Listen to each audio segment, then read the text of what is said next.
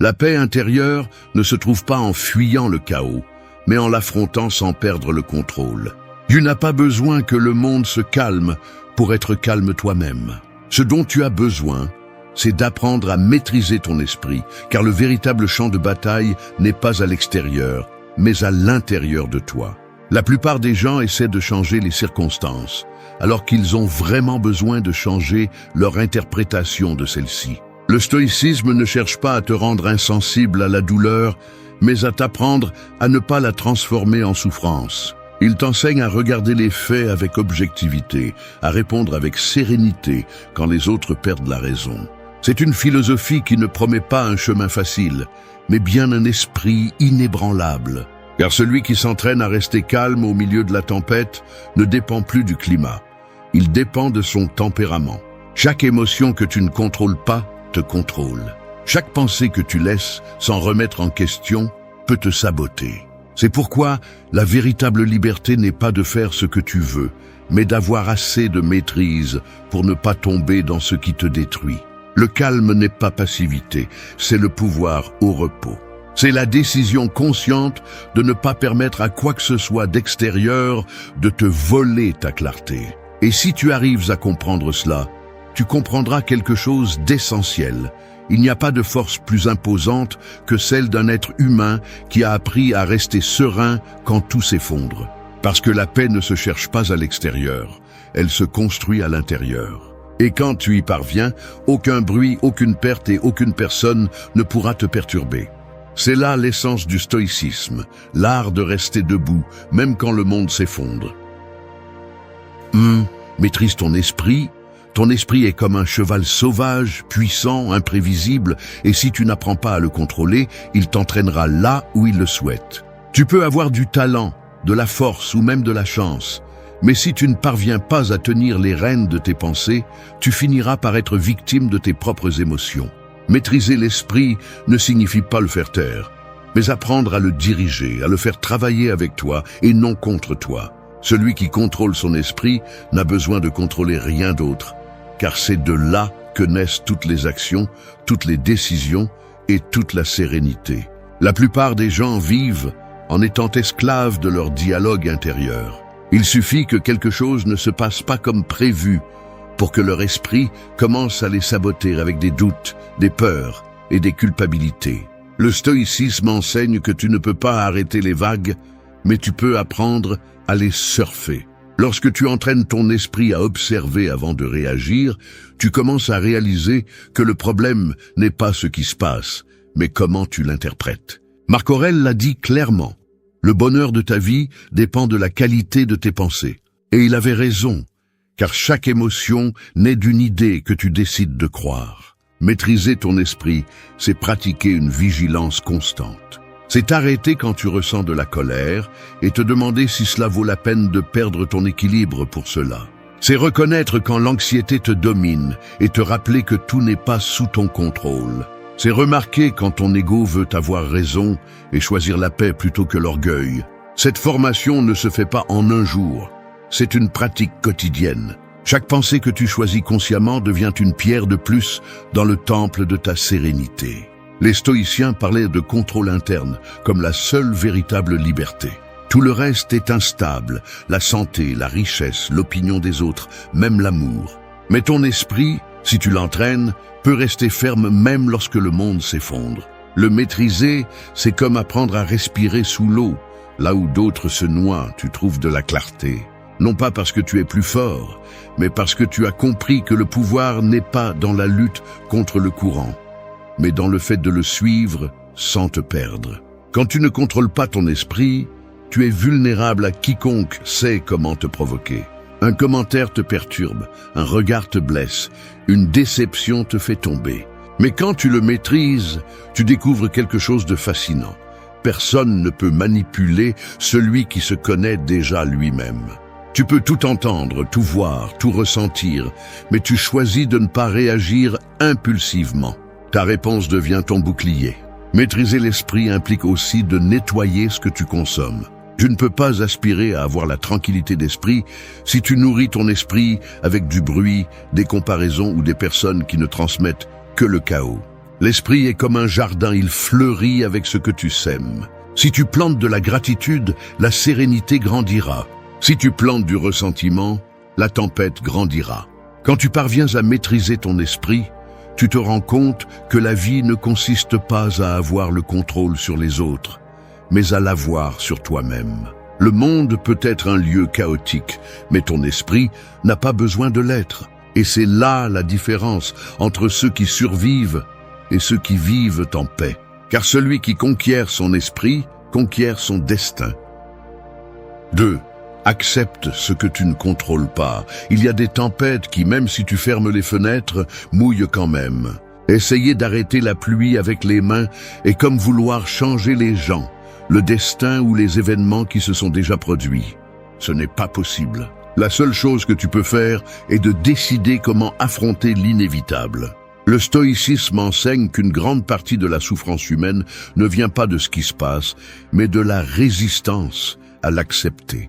Vouloir contrôler l'incontrôlable est un épuisement constant qui détruit l'esprit. Accepter n'est pas abandonner, c'est comprendre la différence entre la lutte utile et la lutte inutile. Le monde n'est pas conçu pour s'adapter à tes désirs. Il y aura des gens qui te décevront, des plans qui échoueront et des moments où la vie n'aura tout simplement pas de sens. Mais au lieu de te noyer dans la frustration, tu peux décider de lâcher prise. Non pas parce que tu t'en fiches, mais parce que tu comprends qu'il y a des choses qui ne dépendent pas de toi. Marc Aurèle l'a écrit dans ses méditations, « Si quelque chose d'extérieur te fait mal, ce n'est pas cela qui te blesse, mais ton jugement à ce sujet. » Cette phrase renferme une vérité profonde. La douleur est inévitable, mais la souffrance est optionnelle. Accepter ce que tu ne contrôles pas, c'est comme apprendre à ramer en pleine mer. Tu peux te plaindre du vent ou l'utiliser à ton avantage. Tu peux résister aux vagues ou te déplacer avec elles jusqu'à trouver une direction. Chaque obstacle, chaque déception peut être un maître si tu décides de regarder avec sagesse plutôt qu'avec colère.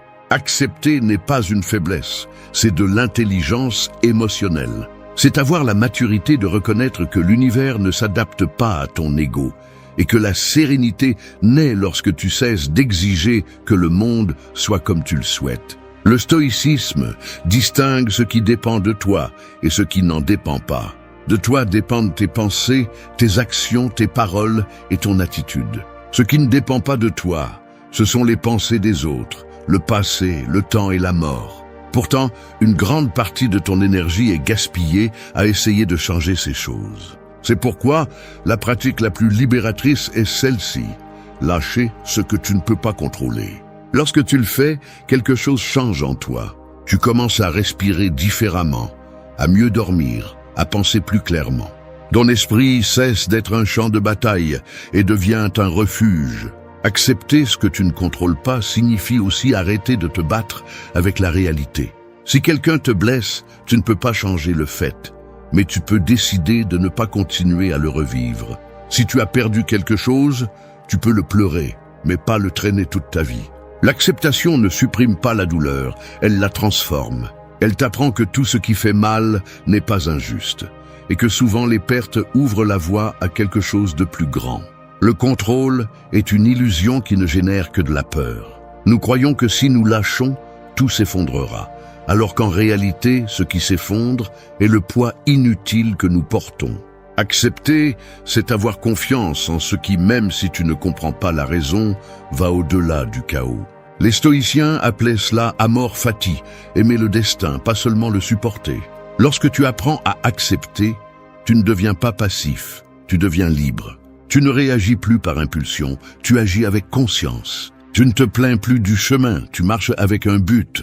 Parce que tu comprends que la vie n'est pas là pour te plaire, mais pour te former. Et si tu parviens à comprendre cela, tu découvriras une paix profonde, celle qui arrive lorsque tu n'as plus besoin de contrôler quoi que ce soit pour te sentir en paix. 3. Garde le silence avant de réagir. Un couteau aiguisé peut couper ou détruire selon qui l'utilise. Il en va de même pour les mots.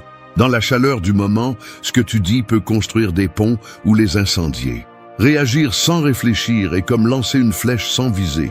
Une fois qu'elle est partie, tu ne peux pas l'arrêter. Le silence, en revanche, est la pause qui te sauve des regrets inutiles. C'est l'outil du sage, le bouclier de celui qui maîtrise son esprit. Nous vivons à une époque où tout le monde veut avoir le dernier mot, prouver qu'ils ont raison, répondre rapidement. Mais celui qui comprend vraiment le pouvoir du calme sait que répondre n'est pas toujours gagné. Parfois, le véritable pouvoir réside dans le fait de ne pas le faire. Le silence n'est pas l'absence de mots, c'est la présence de contrôle. Quand tu choisis de te taire, tu n'es pas en train de perdre. Tu observes, analyses, mesures. Tu donnes à ton esprit le temps de répondre à partir de la raison, pas de la blessure. Le stoïcisme enseigne que celui qui se maîtrise au milieu de la provocation atteint une victoire plus grande que n'importe quelle dispute. Parce qu'il ne s'agit pas toujours d'avoir raison, mais de conserver la paix intérieure. Épictète disait « Personne ne peut te nuire sans ton consentement ». Cette phrase résume une vérité que peu de gens pratiquent. Si tu ne réagis pas, personne n'a de pouvoir sur toi. Chaque fois que tu réponds impulsivement, tu cèdes à quelqu'un d'autre le contrôle de ton état émotionnel. Mais si tu choisis de garder le silence, tu conserves ta force. Se taire ne signifie pas accepter l'injustice ni tolérer l'abus. Cela signifie ne pas te rabaisser au même niveau émotionnel que celui qui essaie de te provoquer. Cela signifie reconnaître que ton énergie vaut plus qu'une dispute sans sens. Le silence, lorsqu'il est utilisé avec sagesse, désarme. Celui qui attend ta réaction et ne l'obtient pas est confronté à son propre bruit. Et ce moment d'inconfort pour l'autre est où ta sérénité démontre son pouvoir. Garde le silence, non seulement dans les disputes, mais aussi face à tes propres pensées impulsives. Avant de répondre à un message qui t'irrite, avant de juger quelqu'un, avant de succomber à une émotion qui te consume, respire. Le silence te permet de voir les choses telles qu'elles sont, pas comme tu les imagines dans la colère. Quand tu te donnes quelques secondes de pause, tu changes toute l'histoire. Ce qui allait être une guerre peut se transformer en un simple désaccord. Les stoïciens considéraient le silence comme une forme de sagesse pratique. Marc Aurèle avait l'habitude d'écrire pour lui-même plutôt que de discuter avec les autres, parce qu'il comprenait que la bataille importante se livre à l'intérieur, pas à l'extérieur. Au lieu de gaspiller des mots, il renforçait son esprit. C'est l'exemple que tu dois suivre. Observe, réfléchis, puis décide si cela vaut vraiment la peine de parler. La plupart du temps, ce n'est pas le cas. Chaque fois que tu choisis de te taire, tu entraînes le muscle le plus puissant que tu as, l'autocontrôle. Tu apprends à diriger l'énergie, pas à la gaspiller. Et avec le temps, tu remarqueras quelque chose. Alors que les autres s'épuisent à défendre leur ego, tu conserves le calme, la clarté et l'avantage. Le silence n'est pas vide, c'est maîtrise. C'est la distance qui sépare le sage de l'impulsif, le fort du faible, le conscient de l'esclave de ses émotions. Apprends à l'utiliser comme ton bouclier, comme ta stratégie et comme ton langage. Parce que celui qui garde le silence avec un but ne se réprime pas, il s'élève. Et dans un monde où tout le monde crie, celui qui se tait avec sagesse devient le seul qui a vraiment du pouvoir. 4. Connais-toi toi-même chaque jour. Il y a des miroirs qui montrent le visage, mais pas l'âme. Tu peux te voir tous les jours, et pourtant ne pas savoir qui tu es vraiment. La plupart des gens sont occupés à connaître les autres, à comprendre ce qu'ils pensent, ou à prévoir comment ils réagiront, mais très peu prennent le temps de s'observer eux-mêmes avec honnêteté.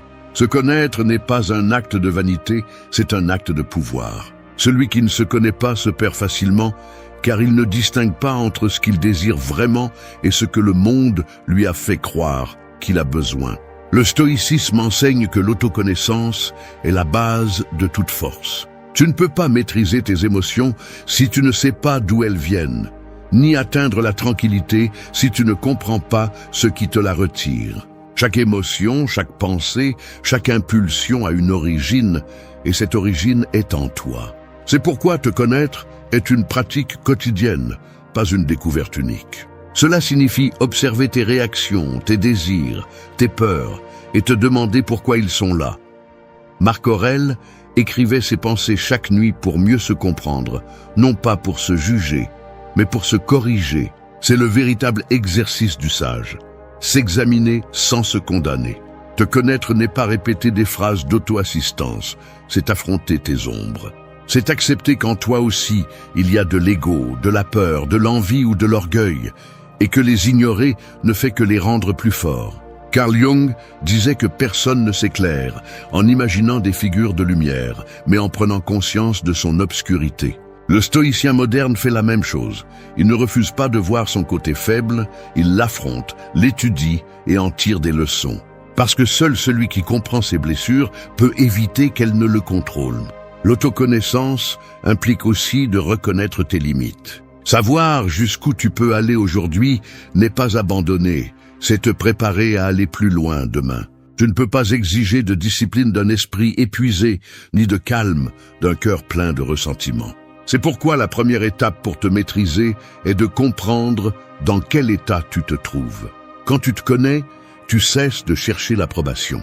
Tu n'as plus besoin que les autres te disent qui tu es, parce que tu le sais. Les critiques cessent de faire autant mal, les éloges ne t'élèvent plus et la comparaison devient inutile. Tu te rends compte que personne ne peut vivre ton processus ni comprendre ton chemin mieux que toi. Cette sécurité silencieuse qui naît de l'autoconnaissance est une des formes les plus pures de paix intérieure. Mais ce processus nécessite du courage. Te regarder sans filtre est inconfortable. Découvrir que beaucoup de tes décisions naissent de la peur ou du désir de te conformer fait mal, mais libère aussi. Le stoïcisme ne cherche pas à te punir pour tes défauts, mais à les transformer en outils de croissance. Chaque erreur peut t'enseigner quelque chose sur toi si tu as l'humilité de la regarder en face. Te connaître, c'est aussi cultiver l'introspection. Consacrer quelques minutes par jour à réfléchir à ce que tu as ressenti, dit ou fait. Tu n'as pas besoin de rituels compliqués, juste du silence et de l'honnêteté. Demande-toi, pourquoi ai-je réagi ainsi? Et qu'est-ce que je cherchais à prouver? Et quelle partie de moi a besoin d'attention? Les réponses n'arrivent pas immédiatement, mais avec le temps, elles commencent à former une carte qui te guide vers une vie plus cohérente. La connaissance de soi n'est pas une destination finale, c'est un voyage continu. Chaque jour, tu apprends quelque chose de nouveau sur tes lumières et tes ombres. Et quand tu comprends cela, tu découvres que la paix intérieure ne vient pas de changer ce que tu es, mais de te comprendre, de t'accepter et de te diriger avec conscience. Parce que celui qui se connaît ne se perd pas, et celui qui ne se perd pas marche en paix même si le monde est en désordre. 5. Transforme la douleur en force. Il y a des incendies qui détruisent tout, mais il y en a aussi qui purifient. La douleur est ainsi, elle peut te consumer ou te forger. La différence réside dans la façon dont tu décides de l'affronter. Nous traversons tous, à un moment donné, des pertes, des déceptions ou des coups qui nous brisent de l'intérieur. Mais le stoïcien comprend que la souffrance n'est pas une condamnation, c'est une opportunité. Il ne s'agit pas de nier la douleur, mais de la transformer en énergie pour grandir. Le feu fait mal, oui, mais il façonne aussi. Il en va de même pour les difficultés. Quand tu résistes à la douleur, tu la rends plus grande. Quand tu l'acceptes, tu apprends d'elle. Les stoïciens le savaient, l'obstacle devient le chemin. Marc Aurèle a écrit que ce qui empêche l'action fait avancer l'action, et ce qui se met en travers du chemin devient le chemin. C'est l'essence de cette leçon. La douleur n'est pas là pour te détruire, elle est là pour te révéler qui tu es vraiment. Chaque fois que tu fais face à quelque chose de difficile, la vie te donne l'opportunité de te montrer de quoi tu es fait.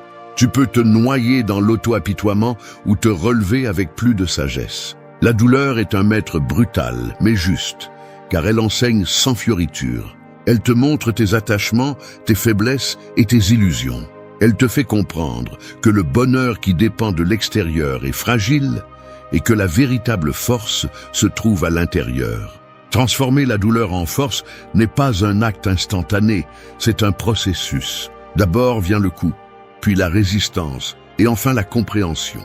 Tu ne peux pas sauter le deuil, mais tu peux décider quoi en faire. Chaque larme peut se transformer en clarté, chaque déception en concentration, chaque perte en maturité. Quand tu changes la question « Pourquoi cela m'arrive-t-il » par « Qu'est-ce que je peux apprendre de cela ?»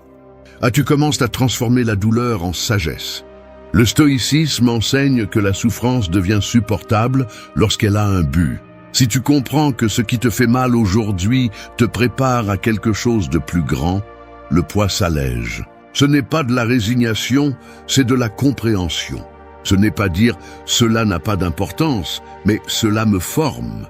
Chaque blessure que tu acceptes avec sérénité laisse une marque, mais aussi une leçon. Et ces cicatrices ne te rendent pas faible, elles te rendent réel. La société cherche à éviter la douleur à tout prix, mais celui qui l'évite évite aussi la croissance. Tu ne peux pas devenir fort dans le confort. La force naît de l'effort, des épreuves, de l'échec. Épictète, qui fut esclave avant de devenir philosophe, l'a exprimé clairement. Personne n'est libre à moins d'être maître de lui-même. Et on ne devient maître de soi-même que lorsqu'on apprend à rester debout, même quand le monde s'effondre. Quand tu transformes la douleur en force, tu cesses d'avoir peur de la vie. Tu commences à voir les défis comme des opportunités d'évolution. Tu ne demandes plus « pourquoi moi ?» Ah mais qu'est-ce que je peux faire avec ça? Tu te rends compte que ce qui te détruisait avant te pousse maintenant. L'adversité cesse d'être un ennemi et devient ton entraînement. La douleur, bien comprise, t'apprend à être patient, compatissant et sage. Elle t'apprend à apprécier le calme, la gratitude et le moment présent. Non pas parce que tu oublies ce que tu as souffert, mais parce que tu as appris à lui donner un sens. Alors, quand la vie te met à l'épreuve, souviens-toi de ceci.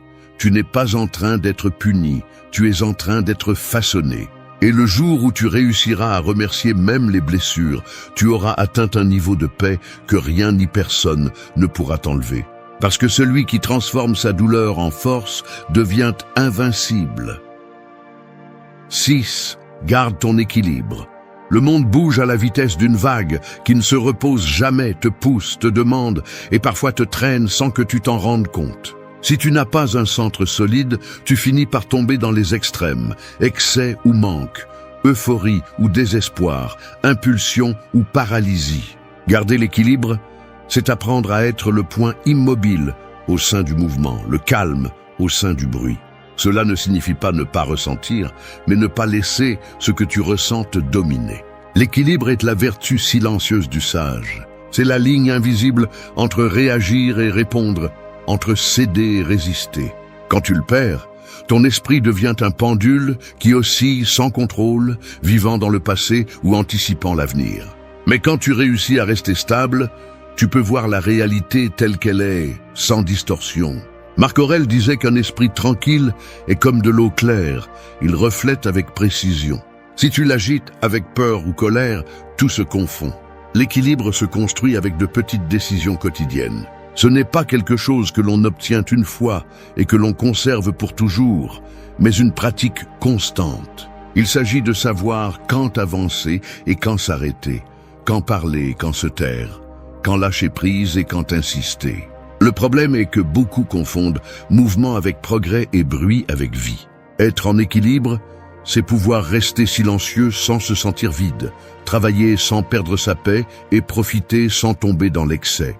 Le stoïcisme enseigne que l'équilibre est atteint lorsque ton bonheur ne dépend pas de l'extérieur. Si tu vas bien seulement quand les choses se passent comme tu l'espères, tu seras prisonnier de la chance. Mais si tu apprends à garder ta sérénité même dans l'incertitude, alors rien ne pourra te renverser. Épictète l'expliquait avec une métaphore simple. Si le capitaine craint chaque vague, il n'arrivera jamais à bon port. Le sage n'évite pas la marée, il apprend à la naviguer. Pour garder l'équilibre, tu as besoin de te connaître, d'observer tes émotions sans les juger et de réguler tes impulsions avant qu'elles ne te gouvernent. L'autocontrôle n'est pas répression, c'est direction. Cela signifie que tu peux ressentir de la tristesse sans rester coincé dedans. Tu peux profiter de quelque chose sans en devenir dépendant.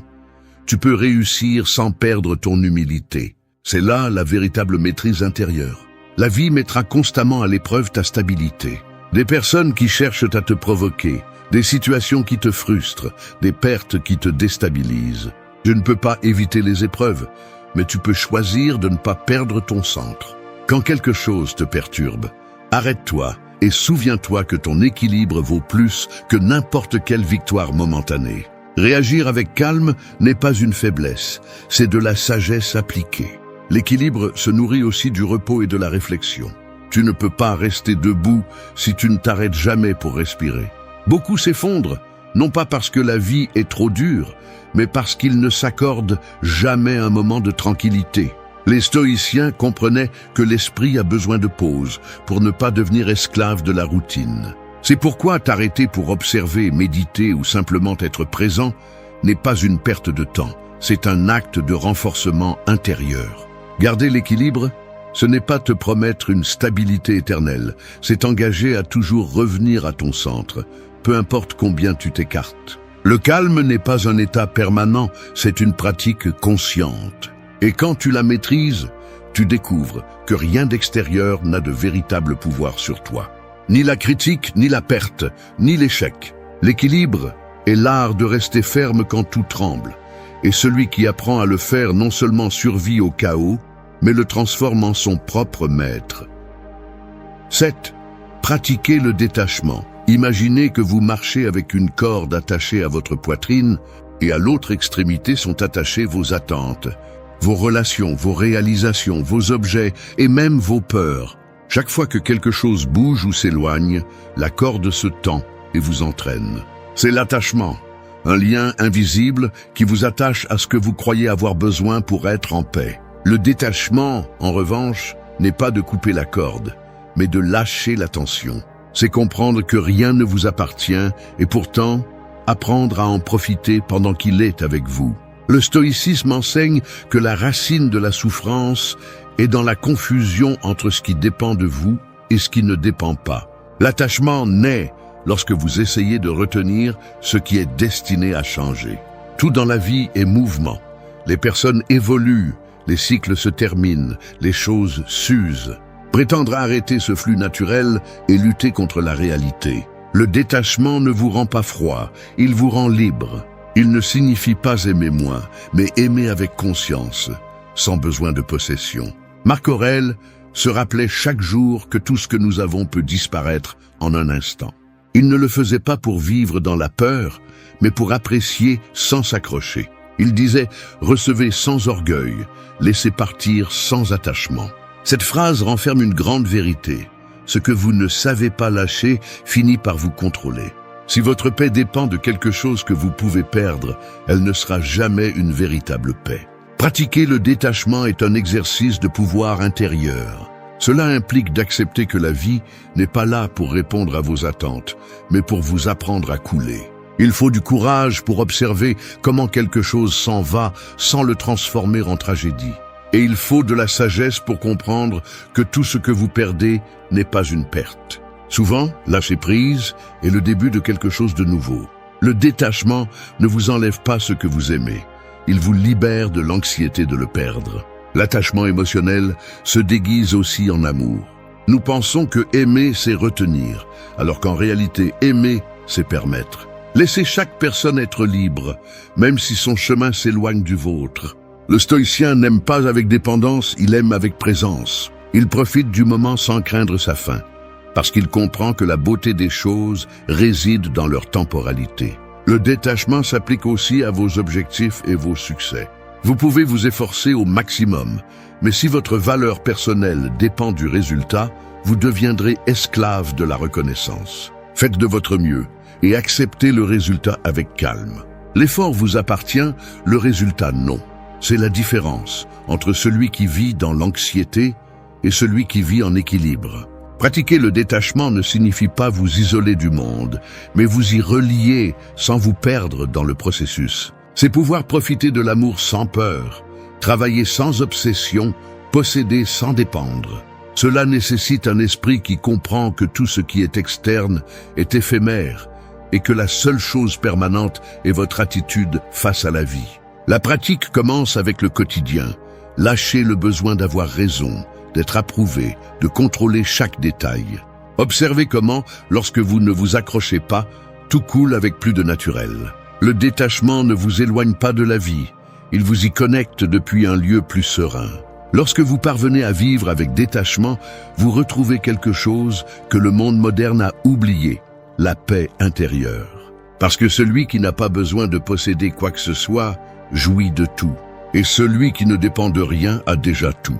Le détachement ne vous appauvrit pas, il vous renforce. Il ne vous sépare pas, il vous élève. Il vous apprend à vivre pleinement sans craindre de perdre, parce que vous comprenez que rien de ce qui est destiné à être à vous ne vous échappera. Et rien qui doit partir ne pourra vous retenir. 8. Entraîne ta paix intérieure. L'esprit est comme un muscle, et la paix est sa force la plus difficile à développer. Elle ne naît pas spontanément, elle s'entraîne. Tout comme un athlète n'atteint pas sa performance sans discipline, tu n'atteindras pas le calme si tu ne le pratiques pas chaque jour. Beaucoup cherchent la paix lorsqu'ils sont déjà au bord de l'effondrement, lorsque l'esprit est plein de bruit et le corps épuisé. Mais la paix ne s'improvise pas dans le chaos. Elle se construit avant, dans les petits moments où tu choisis de ne pas réagir, où tu respires avant de parler, où tu décides de lâcher prise au lieu de lutter. Le stoïcisme enseigne que le calme est un art actif. Il ne s'agit pas d'attendre que tout aille bien, mais de rester serein quand rien ne l'est. Entraîner ta paix intérieure signifie te préparer mentalement aux défis avant qu'ils n'arrivent, de sorte que lorsqu'ils apparaissent, ton esprit ne tremble pas. Marc Aurèle le comprenait ainsi. Chaque jour, il se préparait à l'ingratitude, à l'envie et à l'offense, non pas avec amertume, mais avec anticipation. Sa paix n'était pas de la chance, c'était de l'entraînement. Chaque pensée que tu choisis de garder ou de laisser partir renforce ou affaiblit ta sérénité. Si tu nourris ton esprit avec des plaintes, des comparaisons ou de la peur, ta paix se flétrit. Mais si tu pratiques la gratitude, la réflexion et le calme, elle grandit en silence. La paix intérieure n'arrive pas du jour au lendemain. Elle arrive lorsque tu fais de la sérénité ta réponse automatique face à l'incertitude. C'est un réflexe qui se développe avec la répétition, comme toute compétence. Entraîner la paix implique également d'accepter le désordre sans perdre le focus. Tu ne peux pas contrôler les circonstances, mais tu peux contrôler l'espace entre le stimulus et la réponse. Cette petite pause est ton entraînement. En 7 secondes, tu décides si tu réagis à partir de l'émotion ou de la raison. C'est là que se mesure ton progrès. Pas dans les jours tranquilles, mais dans les moments où tout en toi veut exploser et que tu choisis de ne pas le faire. Le monde moderne te pousse à la hâte, à la compétition, à l'excès d'informations. Et au milieu de tant de bruit, l'esprit s'affaiblit. Entraîner ta paix, c'est te rebeller contre cela. C'est fermer les yeux et revenir au centre lorsque tout à l'extérieur exige ton attention. C'est apprendre à te déconnecter du chaos pour te reconnecter à toi-même. Tu n'as pas besoin de temple ni de retraite, juste d'un moment de conscience, d'une respiration profonde, d'un rappel que tu n'as pas à réagir à tout ce qui se passe. Le stoïcien ne cherche pas une vie sans défi, il cherche un esprit qui ne se brise pas face à eux. Chaque difficulté est une opportunité d'entraînement. Quand quelque chose te frustre, au lieu de te rendre, tu pratiques le calme. Quand quelqu'un te provoque, au lieu de répondre, tu pratiques l'observation. Quand l'avenir t'inquiète, tu pratiques la confiance. Ainsi, peu à peu, la paix cesse d'être une idée et devient une compétence. La vraie paix ne signifie pas l'absence de problèmes, mais la maîtrise intérieure face à eux. C'est savoir que rien d'extérieur ne peut te voler la stabilité que tu as construite à l'intérieur. Et cela ne s'obtient qu'avec la pratique, la patience et la répétition. Épictète l'a résumé parfaitement. Ce ne sont pas les choses qui nous perturbent, mais notre opinion sur les choses. Entraîner ta paix, c'est entraîner ta perception, ta façon d'interpréter la vie. Quand tu atteins ce niveau, tu n'as plus besoin que tout soit parfait pour être tranquille. Tu peux regarder la tempête sans ressentir de peur. Tu peux perdre sans te sentir vaincu. Tu peux vivre sans anxiété. Parce que tu comprends que la vraie paix ne se trouve pas, elle s'entraîne. Et celui qui entraîne sa paix intérieure ne se protège pas seulement du chaos. Il le transforme en son maître. On dit que le passé est comme une ombre. Peu importe combien tu cours, il t'accompagne toujours. Mais il ne devient menaçant que lorsque tu lui tournes le dos. Il y a des gens qui vivent en attendant ce moment. Te voir hésiter, te rappeler tes erreurs, utiliser ton histoire comme une arme. Non pas parce qu'ils se soucient de ce que tu étais, mais parce qu'ils sont gênés par ce que tu deviens. Le passé, quand tu l'assumes avec sérénité, cesse d'être un point faible et devient une armure. Mais tant que tu le caches ou que tu en as honte, n'importe qui pourra l'utiliser contre toi. Beaucoup tombent dans le piège de se justifier, d'expliquer encore et encore ce qui n'a plus besoin d'explication. Celui qui cherche à te manipuler avec ton passé ne veut pas te comprendre, il veut te contrôler. Et la seule façon de lui enlever ce pouvoir est de le regarder calmement, de le reconnaître sans peur et de continuer à marcher. Le stoïcisme enseigne précisément cela. Rien d'extérieur ne peut te blesser si tu ne le permets pas même les souvenirs. Accepter ton histoire n'est pas abandonner, c'est la maîtriser. Chaque erreur, chaque chute, chaque décision a fait partie de la forge. Celui qui essaie de les utiliser contre toi ne comprend pas que ce qui t'a détruit une fois te donne aujourd'hui de la force. Parce que le passé n'a de pouvoir que si tu continues à le porter. Lorsque tu apprends à le lâcher et à répondre avec sérénité, tu deviens quelqu'un d'inébranlable. Et c'est précisément ce qui dérange le plus ceux qui sont liés à leur propre passé. Que tu ne réagisses plus, que tu souris, que tu continues. Parce que lorsque tu maîtrises ta réponse, tu maîtrises ta vie. 1. Accepte ton passé avec sérénité. Le passé est comme un fer rouge que beaucoup continuent de tenir dans l'espoir de le modeler, alors qu'ils ne font que continuer à se brûler. Ils le serrent avec culpabilité, avec honte, avec ce besoin absurde d'expliquer ce qui a déjà eu lieu. Mais la vérité est plus simple et plus dure. Ce qui s'est passé, c'est passé. Aucune analyse interminable, ni tentative de justification ne peut le changer. Accepter ton passé ne signifie pas l'approuver.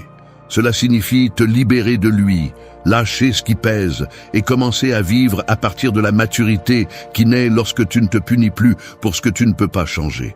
D'un point de vue stoïcien, résister à ce que tu ne peux plus modifier est une forme silencieuse d'esclavage émotionnel. Marc Aurèle l'a bien dit, ce qui empêche l'action accélère l'action.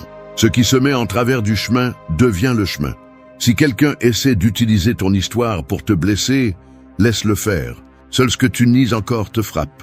Mais quand tu acceptes avec sérénité, quand tu observes tes erreurs sans fuir, toute tentative de manipulation devient inutile. La culpabilité perd son pouvoir. Le passé cesse de faire mal et tu retrouves ton centre. Accepter n'est pas une faiblesse, c'est une maîtrise. Il faut du courage pour regarder ce que tu as été sans fioriture, ni excuse, reconnaître tes erreurs, tes mauvaises décisions, tes blessures. Cela signifie dire « Oui, c'est aussi moi, mais cela ne me contrôle plus. » Et c'est là que le pouvoir change de main. L'autre peut parler, juger ou inventer, mais tu ne réagis plus. Tu as transformé le bruit extérieur en silence intérieur. La sérénité que tu montres déconcerte, car elle révèle une force que seul celui qui s'est réconcilié avec lui-même possède. Tu ne cherches plus à te défendre, car tu sais que tu n'as rien à prouver. Pratiquer cette leçon dans la vie quotidienne n'est pas un acte grandiose, c'est une discipline. Chaque fois que quelqu'un essaie de te rappeler quelque chose de douloureux, ne fuis pas, n'explique pas, ne te justifie pas. Respire et réponds calmement. Et c'est du passé et j'ai appris. Parce que cette phrase ne ferme pas seulement une conversation, elle ferme aussi une blessure. Tu fais comprendre que ton histoire ne te fait pas honte, que tes erreurs font partie du prix que tu as payé pour devenir qui tu es. La sérénité n'est pas de l'indifférence, c'est une déclaration silencieuse de pouvoir. C'est le message de celui qui se connaît, s'accepte et a cessé de demander la permission d'être en paix. Accepter le passé ne consiste pas à effacer ce qui a été vécu, mais à l'intégrer. Chaque chute, chaque perte, chaque erreur t'a construit. Quand tu apprends à le voir ainsi, le passé cesse d'être un fardeau et devient une source de sagesse. Personne ne peut l'utiliser contre toi parce que tu l'as déjà embrassé. C'est la fin de la culpabilité et le début de la liberté émotionnelle. Le passé ne définit pas qui tu es, il t'a seulement donné les outils pour le comprendre. Et quand tu y arrives, rien ni personne ne peut réutiliser ton histoire comme une arme. Tu as fait la paix avec elle et cela te rend invincible. 2. Transforme la douleur en apprentissage. La douleur est comme le feu, elle peut tout consumer ou te forger en quelque chose de plus fort. La différence réside dans la façon dont tu l'affrontes. Beaucoup fuient devant elle, la cachent, la nient, mais la douleur ne disparaît pas parce que tu l'ignores. Elle se transforme quand tu la comprends. Ce qui t'a autrefois brisé n'est pas venu pour te détruire. Il est venu pour t'apprendre quelque chose sur toi que tu n'aurais pas appris autrement.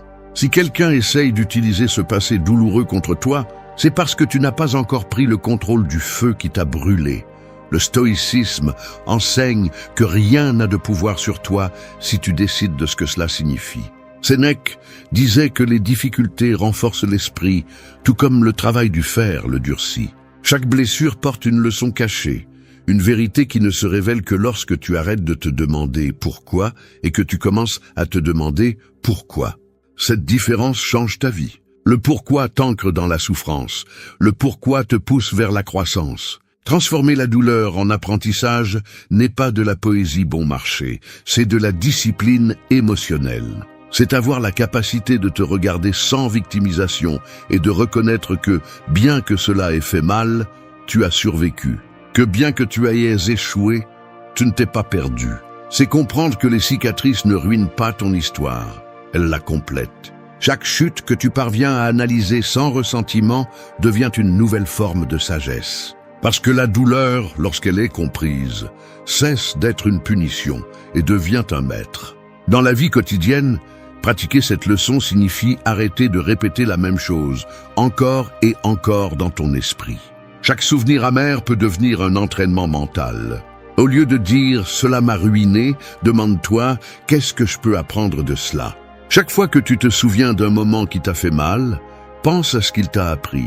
Patience, limite, clarté, force. Cette réinterprétation constante transforme tes blessures en outils. Et quand quelqu'un essaiera d'utiliser ton passé comme une arme, tu verras quelque chose de curieux. Ça ne fait plus mal. Ils te verront calme, voire reconnaissant. Parce que ce passé, qui était autrefois une faiblesse, est aujourd'hui ta preuve de feu surmontée. Et rien n'intimide plus celui qui cherche à blesser que de voir que son attaque n'a plus d'effet. Transformer la douleur en apprentissage est l'acte de vengeance le plus silencieux et le plus puissant de libération. Tu n'as pas besoin d'expliquer au monde ce que tu as traversé. Ta croissance parle d'elle-même. La douleur que tu as affrontée était nécessaire pour éliminer la version faible qui ne savait pas comment résister. Maintenant, ce qui était autrefois un fardeau est ton fondement. Il ne s'agit pas d'oublier ce qui s'est passé, mais de l'utiliser comme un élan. Chaque personne forte porte un passé difficile, mais tous ne le transforment pas en sagesse. C'est la différence entre celui qui sombre et celui qui renaît. Tu choisis si le feu te détruit ou te trempe.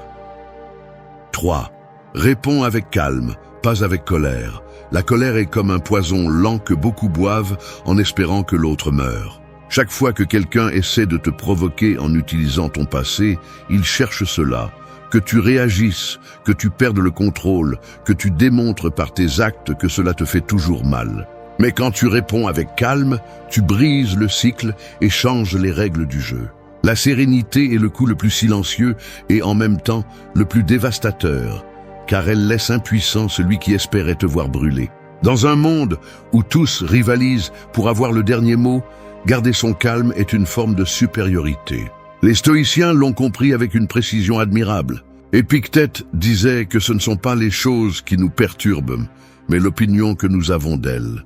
La colère est cette opinion exagérée qui te fait croire que tu dois te défendre, alors qu'en réalité, tu n'as rien à prouver. Personne qui a guéri n'a besoin de justifier son histoire. Répondre avec calme est une déclaration de maîtrise personnelle. Un message qui dit « Tu ne me contrôleras pas avec mes blessures ». Et ce type de pouvoir ne se crie pas. Il se transmet par le regard, par le silence, par la posture ferme de celui qui n'a pas besoin de s'imposer pour être respecté. Pratiquer cette leçon dans la vie quotidienne exige de la discipline. Il ne s'agit pas de réprimer l'émotion, mais d'apprendre à la diriger. La prochaine fois que quelqu'un te provoque avec des insinuations ou des commentaires sur ton passé, arrête-toi une seconde. Respire.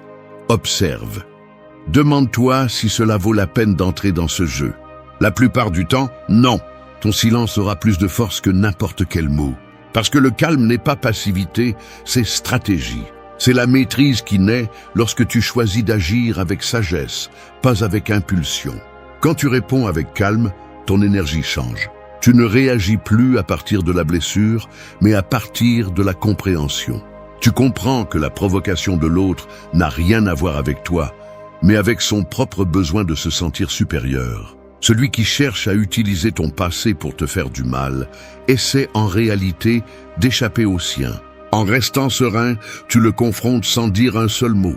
Tu le forces à affronter sa propre faiblesse, car rien n'est plus dérangeant que quelqu'un qui ne se perturbe pas face à une tentative d'humiliation. Le calme est un art que peu maîtrisent. Il nécessite de la force mentale, mais aussi de la connaissance de soi. Tu apprends à reconnaître tes limites, à comprendre ce qui te blesse et pourquoi. Chaque fois que tu choisis de ne pas réagir, tu te renforces. Chaque attaque devient un entraînement, chaque provocation une opportunité de pratiquer ton contrôle. Ce qui hier te faisait exploser, aujourd'hui à peine te bouge.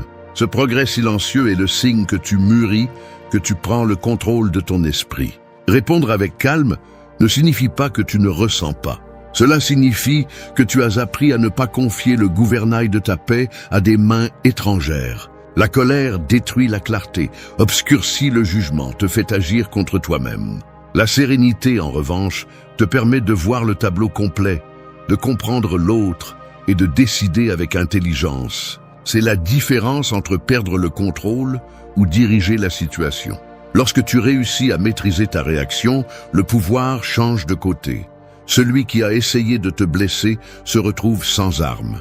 Tes réponses brèves, calmes et fermes montrent clairement qu'il n'y a plus de point faible. Et cela, plus que n'importe quel discours, impose le respect. Le calme est ton bouclier invisible. Le véritable triomphe n'est pas de gagner une discussion, mais de ne pas te laisser entraîner. Parce que lorsque tu es maître de ta réponse, tu es maître de ton destin. Et aucune attaque ne peut te toucher si ton esprit a déjà appris à être en paix. 4.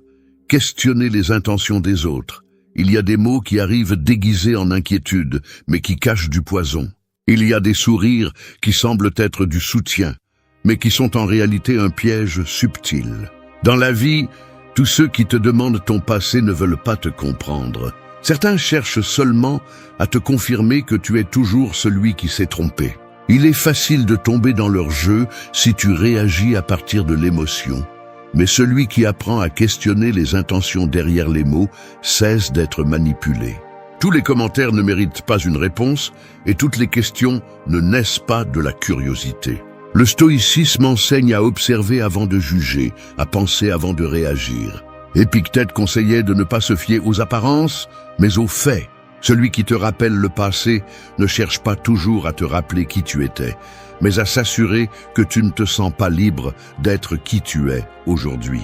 Parfois, les autres utilisent ton histoire non pas pour te blesser, mais pour se sentir supérieur, comme si souligner tes erreurs leur faisait oublier les leurs.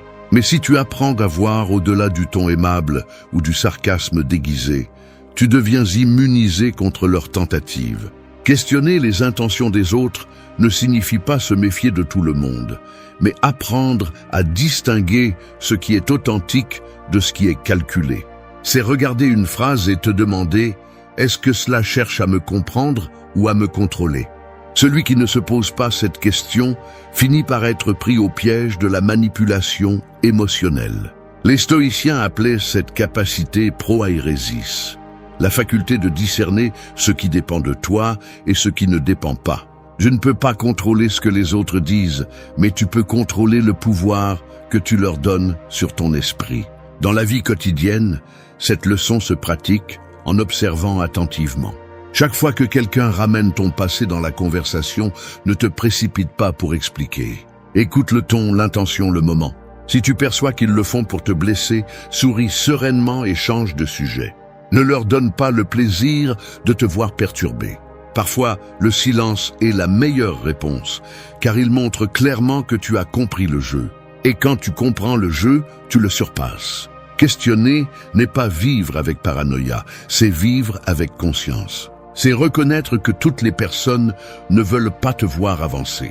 Certaines se sentent menacées par ta croissance et en te rappelant ton histoire, cherchent à arrêter ton progrès. Mais tu n'es pas obligé de rester dans le rôle qu'ils t'ont attribué.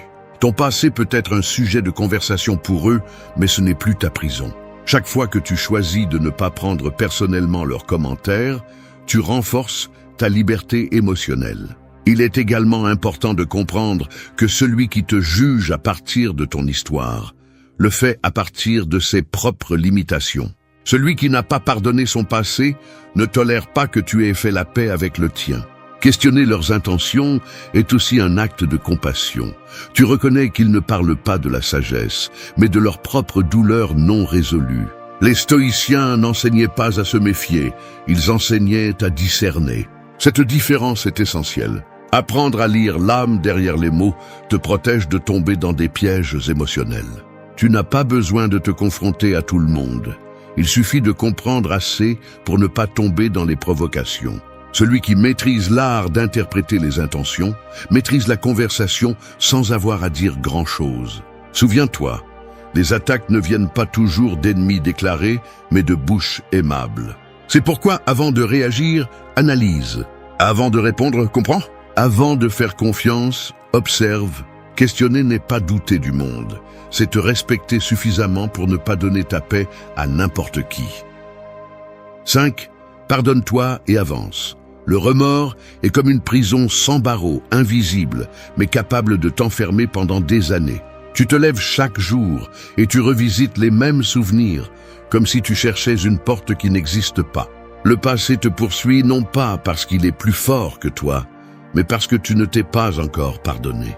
S'accrocher à la culpabilité est comme porter une pierre qui n'a plus de raison d'être, elle ne fait que t'empêcher d'avancer.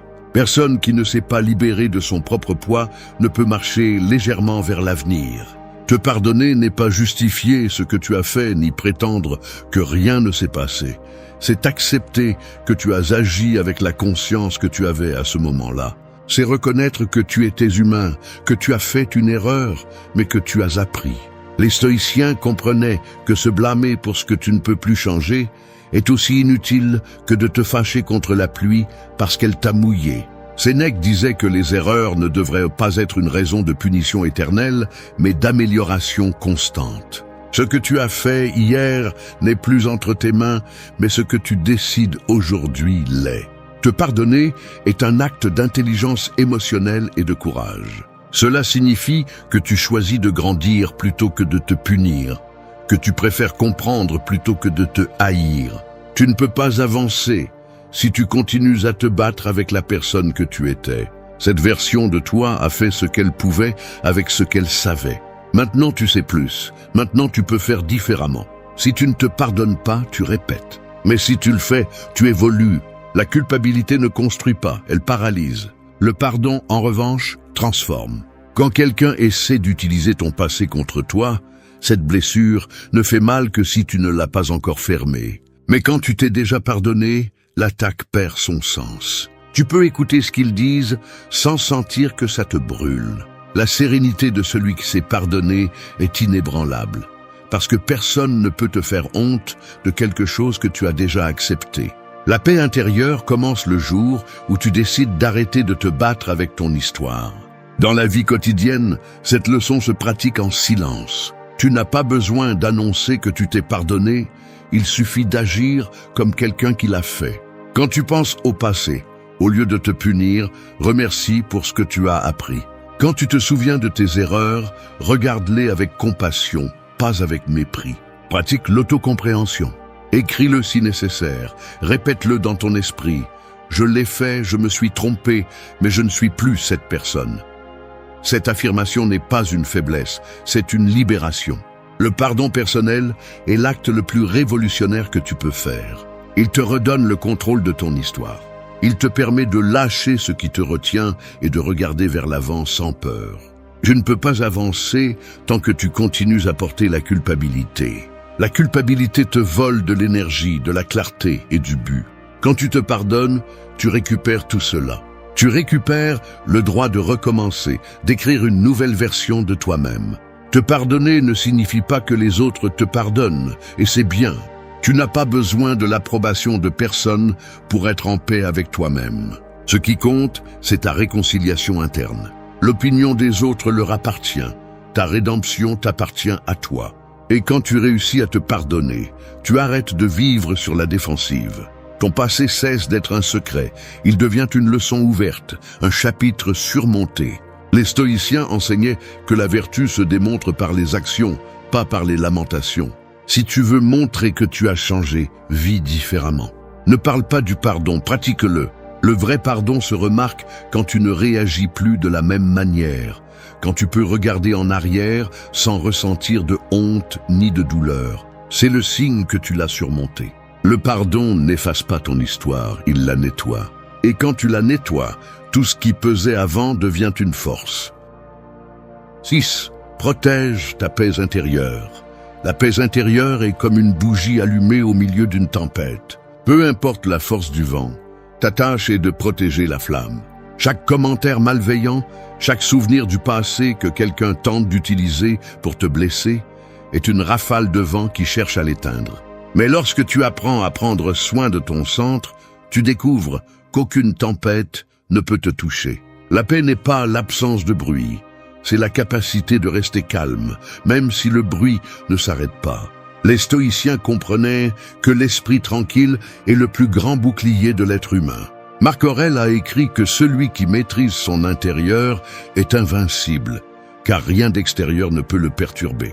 Protéger ta paix ne signifie pas t'isoler du monde, mais ne pas permettre au monde de contrôler ton état émotionnel. Chaque provocation, chaque critique, chaque tentative de te rappeler tes erreurs est un test pour voir si tu réagis encore ou si tu as déjà appris à maintenir l'équilibre. La véritable force ne se démontre pas en criant, mais en restant serein quand tout le monde s'attend à ce que tu exploses. La paix intérieure se construit avec des limites claires. Tout le monde ne mérite pas d'accéder à ton énergie, et tout le monde ne doit pas connaître ton histoire. Apprendre à dire « je ne veux pas parler de ça » ou « ce sujet ne m'intéresse pas » est une façon de te protéger. Tu n'as pas besoin de te justifier ni de donner des explications à ceux qui cherchent à te perturber. Celui qui insiste pour remuer le passé le fait souvent pour se sentir puissant, mais il ne fait que révéler son vide. Ta sérénité le désarme, car le calme est un langage que seuls les sages comprennent. Pratiquer cette leçon dans la vie quotidienne nécessite de la constance. Cela signifie s'éloigner des conversations qui ne t'apportent rien, éviter de discuter avec des personnes qui cherchent seulement à avoir raison et choisir tes batailles avec intelligence. Protéger ta paix, c'est savoir que tout ne mérite pas une réaction. Parfois, se taire est plus courageux que de répondre, et se retirer est plus sage que de rester. Lorsque tu réussis à agir avec calme, tout change. Ton corps se repose, ton esprit s'éclaircit et tes décisions deviennent précises. Cette clarté est le terrain sur lequel grandit la force émotionnelle. Protéger ta paix implique aussi de surveiller tes pensées. Tu ne peux pas rester calme si ton esprit répète constamment ce que tu as déjà surmonté. Chaque fois qu'un souvenir revient, accueille-le sans résistance et laisse-le partir. Ne reste pas dans la scène, reste avec la leçon. La méditation, le silence, ou même une promenade consciente sont des moyens de renforcer cet état. La paix n'arrive pas par hasard, elle se travaille, comme un muscle. Plus tu la pratiques, plus il sera difficile de la perdre. Lorsque quelqu'un tente de te perturber en utilisant ton passé, rappelle-toi que ce n'est pas une question de démontrer sa force, mais de la maintenir. N'explique pas, ne te défends pas, ne discute pas. Regarde-le avec sérénité, car ton calme révèle que tu as gagné. Celui qui cherche à te provoquer veut voir ton feu incontrôlé, mais tu apprends à le transformer en lumière. La paix intérieure n'est pas une faiblesse, c'est le contrôle de soi, et celui qui maîtrise son intérieur a le pouvoir sur n'importe quelle situation. Rien ne te donne plus d'avantage que de rester calme quand les autres perdent le leur. C'est la différence entre le sage et l'impulsif, entre celui qui vit en contrôle et celui qui est contrôlé par ses émotions. Protéger ta paix ne signifie pas ne pas ressentir, mais ne pas permettre à tes émotions de te gouverner. C'est se rappeler que le passé n'a plus de pouvoir sur toi, parce que ton esprit n'y vit plus. Lorsque tu apprends à chérir ton calme comme ton trésor le plus précieux, tout change. Les mots cessent de faire mal, les attaques perdent de leur force et la vie devient plus légère. La paix intérieure ne se cherche pas à l'extérieur, elle se construit à l'intérieur. 7. Écris de nouvelles pages de ta vie. Le passé ressemble à un vieux livre. Certaines personnes l'ouvrent juste pour te rappeler tes erreurs. Mais c'est toi qui décides si tu continues à lire ou si tu commences un nouveau chapitre. Celui qui vit piégé dans ce qui a été répète la même histoire encore et encore, espérant une fin différente. Écrire de nouvelles pages de ta vie signifie lâcher le rôle de victime et prendre la plume du protagoniste. Personne ne peut écrire ton futur si tu ne le fais pas. Et personne ne peut continuer à utiliser ton histoire si tu n'y habites plus.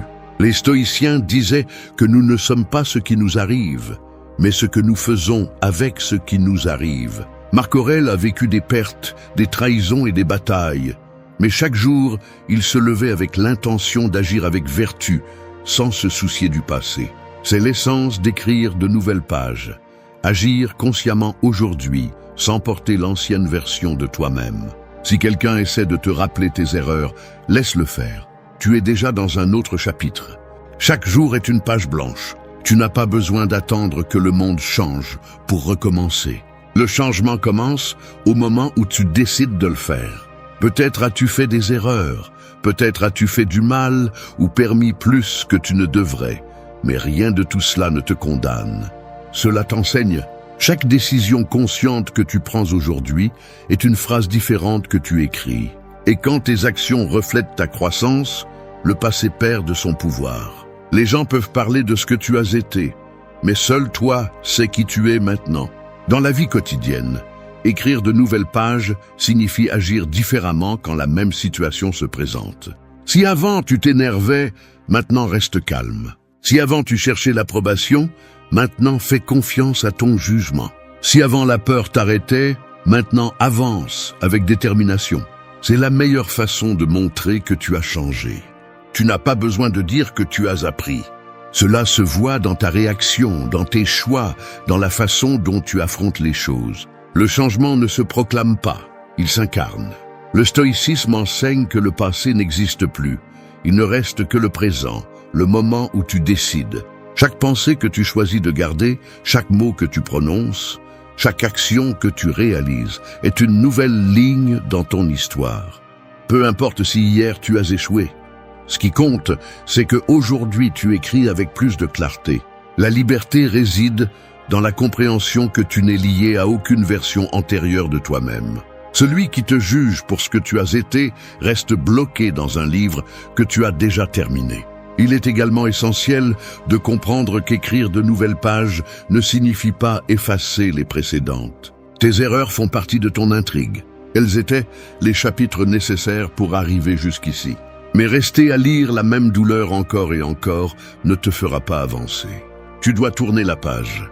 Tu dois te permettre de vivre des expériences différentes. La vie ne redémarre pas. Elle se transforme, et la transformation commence par la décision de ne pas regarder en arrière avec culpabilité, mais avec gratitude. Quand quelqu'un essaie d'utiliser ton passé pour te limiter, regarde-le calmement et laisse-le parler. Tu n'as pas besoin de te défendre. Ton présent est ta défense. Tes actions actuelles sont ta réponse la plus forte. Personne ne peut remettre en question la vérité de quelqu'un qui a changé, car le changement se ressent, se voit et s'impose. Écrire de nouvelles pages, c'est avoir le courage de commencer même quand d'autres préfèrent te rappeler la fin précédente. Chaque jour où tu choisis d'avancer, tu réécris ton destin.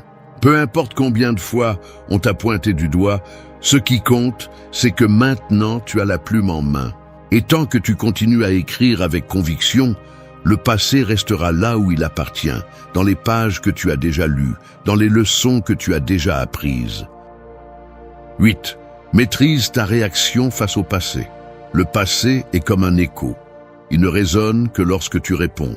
Chaque fois que quelqu'un essaie de l'utiliser contre toi, il cherche cela.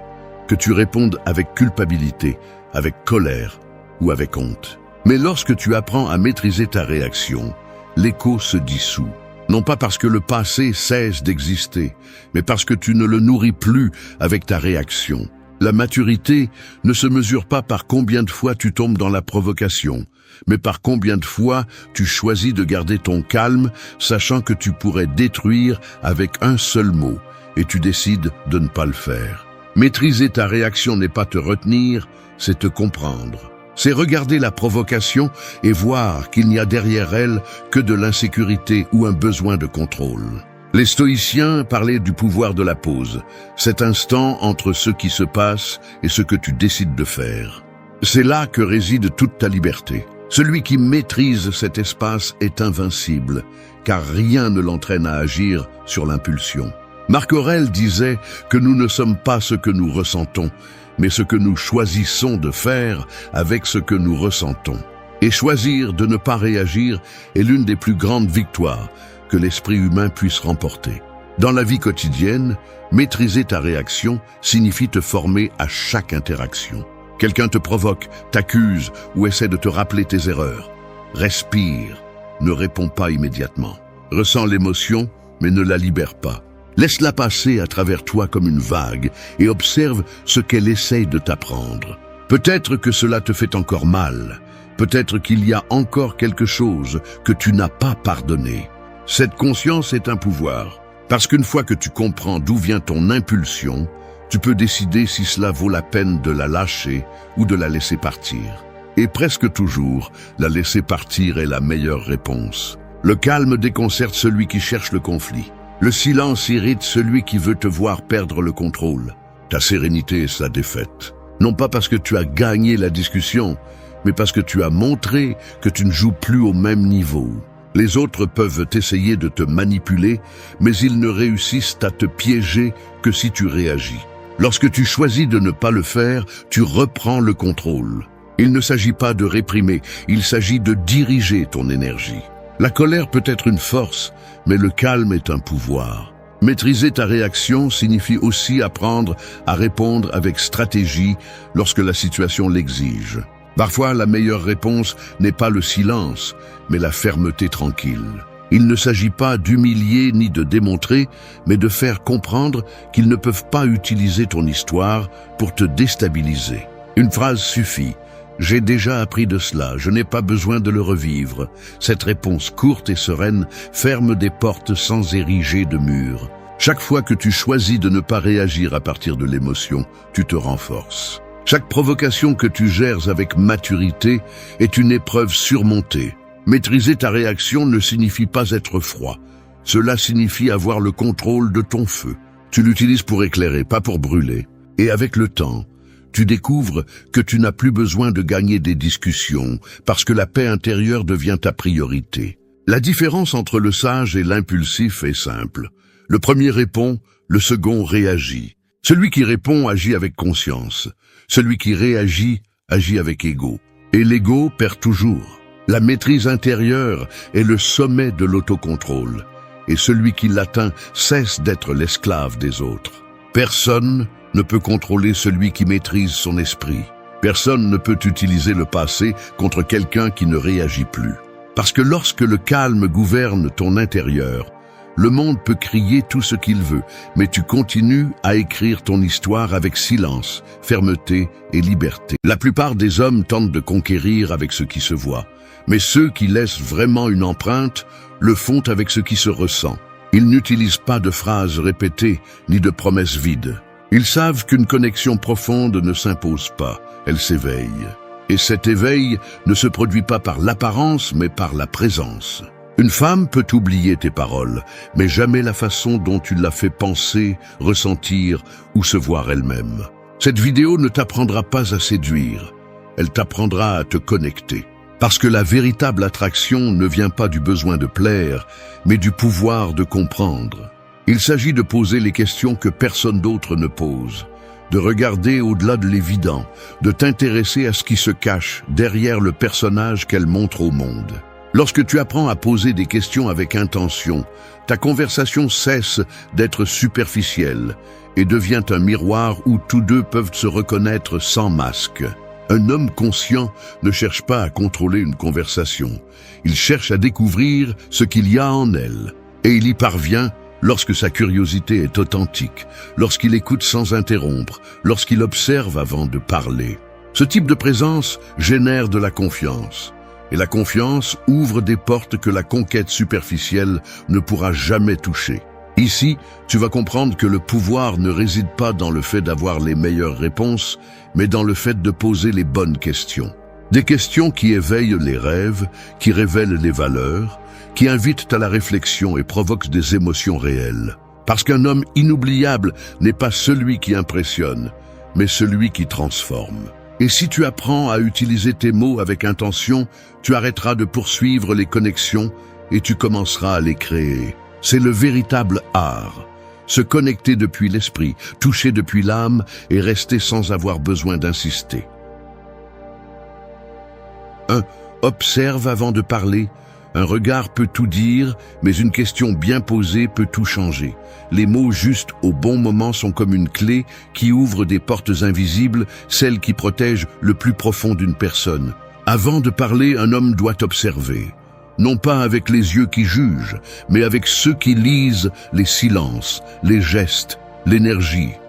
Car la femme que tu as en face de toi n'est pas impressionnée par ce que tu dis, mais par ce qu'elle perçoit quand tu parles. Observer avant de parler est une attitude de pouvoir. C'est la différence entre un homme qui réagit et un homme qui comprend. Quand tu observes, tu vois ce que les autres ignorent. Tu remarques comment son ton change lorsqu'elle parle de quelque chose qui lui tient à cœur. Comment elle baisse les yeux lorsqu'elle aborde un sujet qui lui fait mal. Comment elle sourit sans s'en rendre compte lorsqu'elle mentionne un rêve. Cette information ne s'achète pas, elle ne s'invente pas, elle se perçoit. Et seul l'aperçoit celui qui est vraiment présent. Beaucoup d'hommes parlent pour combler le silence, sans comprendre que le silence est le terrain où naît la connexion. Quand tu te précipites à parler, tu perds l'opportunité de connaître ce qui compte vraiment. Mais quand tu observes d'abord, tu te rends compte que tu n'as pas besoin de tant de mots pour être mémorable. Le calme avec lequel tu regardes, l'attention avec laquelle tu écoutes et la sérénité avec laquelle tu réponds créent un magnétisme qui ne dépend pas de l'apparence. Observer avant de parler implique également une discipline émotionnelle. Cela signifie ne pas réagir à chaque stimulus, ne pas chercher l'approbation dans chaque réponse. Cela signifie rester ferme, même lorsque le silence est inconfortable. Parce que la plupart cherchent à être entendus, mais peu savent écouter. Et celui qui maîtrise l'art d'écouter devient irrésistible, parce que dans un monde plein de bruit, son attention est ressentie comme un refuge. Un homme qui observe n'a pas besoin de parler beaucoup pour dire beaucoup. Chaque mot qui sort de sa bouche a du poids, parce qu'il a été mesuré, réfléchi et donné avec intention. C'est ce genre de communication qui laisse une trace. Celle qui naît de la compréhension, pas de l'impulsion. Apprends à observer. D'abord, et tu verras comment le monde commence à te raconter des secrets que les autres n'ont jamais remarqués. Parce que la connexion profonde ne commence pas par ce que tu dis, mais parce que tu es capable de voir avant de parler. 2. Pose des questions au-delà de l'évident. Une conversation vide est comme un puits sans fond. On parle beaucoup, mais on ne trouve rien. Poser des questions au-delà de l'évident est ce qui sépare un homme ordinaire d'un homme qui laisse une empreinte. La plupart restent en surface avec des phrases automatiques, cherchant à faire bonne impression. Mais ils ne se rendent pas compte que les bonnes questions ne cherchent pas à plaire, elles cherchent à connecter.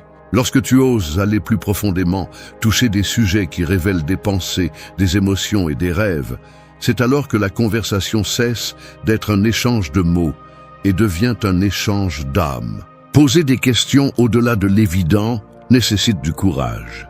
Il ne s'agit pas d'envahir ou d'analyser, mais de montrer un véritable intérêt. Ne lui demande pas seulement ce qu'elle fait ou ce qu'elle aime, mais pourquoi cela la passionne, ce qu'elle a appris de ce qu'elle a vécu, ce qui la fait se sentir vivante. Chaque question bien formulée est une invitation à descendre une couche de plus, à cesser de parler au personnage et à commencer à connaître la personne. Un homme qui sait poser des questions avec intention devient magnétique, car il démontre quelque chose qui est rare, la présence. Il ne pense pas à ce qu'il dira ensuite. Il écoute. Il est là, curieux, sans prétention, sans chercher à approuver ou à impressionner. Cette authenticité brise les défenses, éveille la confiance et suscite l'intérêt. Parce que tandis que les autres cherchent des réponses rapides, toi, tu sèmes la connexion. Lorsqu'une femme sent qu'on l'écoute attentivement, son esprit s'ouvre et son âme répond. Poser des questions n'est pas manipuler, c'est comprendre. C'est refléter son essence et montrer la tienne en même temps. C'est provoquer une pause, un sourire, une pensée qui ne s'oublie pas. Et quand cela se produit, peu importe le lieu, l'heure ou le contexte, parce que quelque chose de profond a commencé à grandir. Fais de tes questions un pont, pas un piège. Ne cherche pas l'information, cherche la connexion. Pose des questions avec intention, écoute avec le cœur et réponds avec vérité.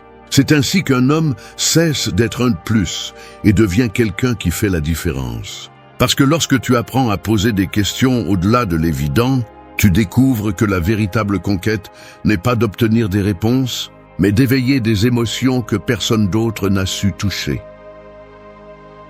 3. Partage ta vérité. Un miroir propre reflète ce qu'il a devant lui, mais un miroir fissuré révèle la profondeur. Il en va de même pour les êtres humains. Montrer seulement la perfection crée de la distance, tandis que partager ta vérité crée de la connexion. Un homme qui ose parler avec authenticité, sans masque ni posture, dégage une force qu'il n'a pas besoin de prouver. Car la véritable attraction ne naît pas de l'apparence, mais de la transparence avec laquelle tu vis.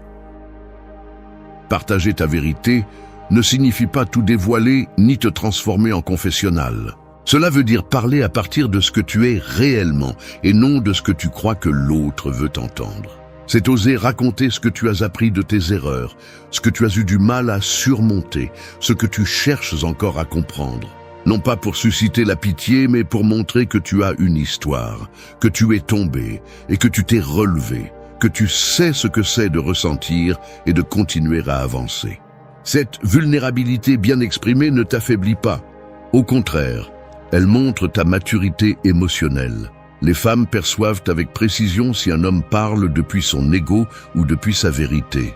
La différence réside dans l'énergie. L'ego cherche l'approbation, la vérité cherche la compréhension. Quand tu parles avec l'ego, ton message sonne faux. Quand tu parles avec ton essence, les mots coulent naturellement. Et c'est cela qui captive, qui rend une conversation mémorable. Un homme qui partage sa vérité ne craint pas le jugement. Il sait que l'authenticité ne sera pas toujours comprise, mais qu'elle sera toujours respectée. Cette force intérieure, cette sérénité avec laquelle il assume ce qu'il est, crée un type d'attraction différent. Non pas celle qui cherche à conquérir, mais celle qui donne envie de rester. Car la véritable confiance ne se construit pas avec des compliments, mais avec l'honnêteté. Parler avec vérité te protège aussi des jeux superficiels. Cela te permet d'attirer ceux qui apprécient ton essence et d'éloigner ceux qui ne cherchent qu'une façade. Cela te rend cohérent, stable, prévisible dans ton intégrité. Et cela, dans un monde plein d'apparences, est un véritable trésor. Si tu veux vraiment créer une connexion, cesse de jouer un rôle et commence à partager.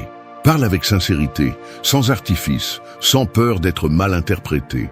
Car celui qui parle depuis son âme n'a pas besoin de convaincre. Il se contente d'être. Quand tu apprends à partager ta vérité, tes mots cessent de chercher l'attention et commencent à inspirer le respect. Et c'est là le fondement de toute connexion profonde. Deux vérités qui se rencontrent et choisissent d'avancer au même rythme. 4. Réveille ses rêves. Il y a des hommes qui parlent pour combler le silence, et d'autres qui, avec peu de mots, parviennent à allumer quelque chose qui était endormi. Réveiller les rêves d'une femme n'a rien à voir avec la convaincre de quoi que ce soit, mais plutôt avec lui rappeler ce qu'elle savait déjà, mais avait oublié. Un homme qui inspire n'a pas besoin de le crier. Sa présence le communique déjà, parce que là où d'autres cherchent l'attention, lui cherche la profondeur, et là où beaucoup essayent d'impressionner, lui essaie de réveiller. Lorsque tu deviens le genre d'homme qui parle avec conscience, tes paroles cessent d'être du bruit et se transforment en signaux. Chaque phrase, chaque question, chaque geste peut devenir une étincelle qui réactive sa foi en elle-même. Une femme ne tombe pas amoureuse de celui qui la distrait, mais de celui qui la fait réfléchir, de celui qui lui redonne la motivation, de celui qui lui montre qu'il reste encore des choses à accomplir. C'est là le pouvoir de réveiller les rêves, provoquer un mouvement intérieur, sans avoir besoin de pousser. Mais avant de pouvoir réveiller les rêves de quelqu'un, tu dois avoir réveillé les tiens. Personne ne peut t'inspirer s'il vit endormi dans sa propre médiocrité. Si tu ne sais pas où tu vas, tu ne peux aider personne à trouver son chemin. Réveiller les rêves commence par ton propre exemple, par la façon dont tu marches, parles et vis avec un but. Lorsqu'une femme sent que ton énergie est alignée avec quelque chose de plus grand que toi, son attention se focalise naturellement. La cohérence attire plus que n'importe quel joli mot. Réveiller ses rêves n'est pas lui promettre le ciel, c'est lui montrer qu'elle peut l'atteindre par elle-même. C'est reconnaître son potentiel, la faire réfléchir sans rien imposer, la pousser à regarder ce qu'elle a évité. Tu n'as pas besoin de lui donner des solutions, juste de lui poser les questions qui réveillent son feu intérieur. Qu'est-ce qui te ferait vraiment te sentir vivante? Qu'as-tu arrêté de faire par peur? Quelle version de toi-même repousses-tu? Des questions comme celle-ci ne cherchent pas à contrôler, elles cherchent la vérité. Dans un monde rempli de relations superficielles, un homme qui aide une femme à se reconnecter à son essence devient impossible à oublier. Parce qu'elle ne se souviendra pas de lui pour ce qu'il a dit, mais pour la façon dont il l'a fait se sentir avec elle-même. Sa présence devient un point de référence, un rappel de son pouvoir, de sa valeur, de ce qu'elle mérite. Et quand tu réussis cela, tu n'as pas besoin d'insister, parce qu'elle sentira elle-même la connexion. Réveiller les rêves d'une femme n'est pas essayer d'être son sauveur. C'est être un compagnon de croissance, quelqu'un qui partage une vision, qui stimule sans dominer, qui écoute sans corriger. C'est lui donner de l'espace pour être plus, sans craindre qu'elle brille. Lorsque tu aides une femme à s'étendre, son énergie t'élève aussi. Il n'y a pas de compétition, il y a de l'évolution. Ton rôle n'est pas de lui construire des ailes, mais de lui rappeler qu'elle en a déjà. Il ne s'agit pas de lui dire ce qu'elle doit faire, mais de croire en ce qu'elle peut faire. Et quand ce type de croyance vient d'un homme qui parle calmement, fermement, et à partir de la vérité, il devient presque impossible de ne pas le sentir. Cette confiance que tu transmets lorsque tu parles de but, de vision, de but, réveille en elle le besoin de grandir aussi. Si tu veux une véritable connexion, ne cherche pas des émotions momentanées. Cherche une expansion mutuelle. Ne la conquiers pas avec des flatteries, conquiers-la avec une direction. Parce qu'un homme qui inspire des rêves n'a pas besoin de demander de l'amour, sa seule présence le provoque. Et quand tu réussis cela, l'attraction cesse d'être physique et devient quelque chose de plus profond. Une union entre deux personnes qui se rappellent mutuellement ce qu'elles sont capables d'être. 5. Défends tes valeurs. Un arbre peut perdre ses feuilles, mais si ses racines sont solides, aucun vent ne peut l'arracher. Il en va de même pour un homme. Dans un monde où beaucoup changent d'avis pour s'intégrer ou par peur de se retrouver seul, rester fidèle à ses valeurs est une déclaration silencieuse de force. Les femmes ne sont pas attirées par celui qui essaie de plaire à tout le monde, mais par celui qui a une boussole interne si claire qu'elle ne dévie ni par flatterie ni par pression. Défendre tes valeurs ne signifie pas être inflexible ou arrogant. Cela signifie avoir des principes qui guident tes décisions même lorsque personne ne te regarde. Cela signifie dire non quand quelque chose va à l'encontre de ce que tu es, même si cela te coûte l'approbation de quelqu'un. Car celui qui n'a pas de limite morale devient prévisible, et ce qui est prévisible cesse de générer du respect. Un homme qui se tient avec sérénité, qui sait ce qu'il représente, éveille un mélange de curiosité et de sécurité chez l'autre personne. Une femme se sent émotionnellement en sécurité lorsqu'elle perçoit de la cohérence. Elle peut ne pas partager tes idées, mais si elle voit que tu les soutiens avec calme et sans imposition, elle ressentira du respect. Le respect est le terrain sur lequel fleurit l'attraction profonde. C'est pourquoi, lorsque tu parles de ce en quoi tu crois, fais-le avec conviction, non pas pour convaincre, mais pour montrer la direction.